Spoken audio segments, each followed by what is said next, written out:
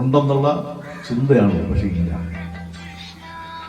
ഇവിടെ കവിതയിൽ തീർച്ചയായിട്ടും എന്താണ്, ഒരു മനുഷ്യന്റെ മനസ്സിനെ എങ്ങനെ മാറ്റിയെടുക്കാം എന്നതിനെ സംബന്ധിച്ച് തന്റെ അറിവ്, തന്റെ ചിന്തകൾ, തന്റെ ലക്ഷ്യങ്ങൾ, തന്റെ സ്വപ്നങ്ങൾ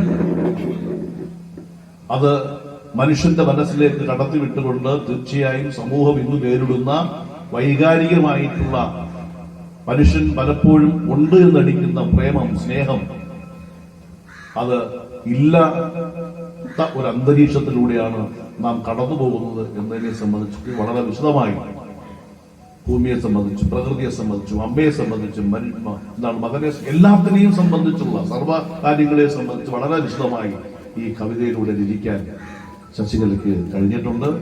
ശശികല തീർച്ചയായും അറിയപ്പെടുന്ന, ഏറ്റവും ലോകം ആരാധിക്കുന്ന ഒരു വലിയ കവയത്രിയായി മാറട്ടെ എന്ന് ആത്മാർത്ഥമായി ഞാൻ ആഗ്രഹിച്ചുകൊണ്ട്, എല്ലാ ആശംസയും അറിയിച്ചുകൊണ്ട്, ഈ പുസ്തകം പ്രകാശനം നിർവഹിച്ച് ഇത് ഉദ്ഘാടനം ചെയ്ത് അറിയിച്ചുകൊണ്ട് വാക്കുകൾ അവസാനിപ്പിക്കുന്നു. നന്ദി, നമസ്കാരം.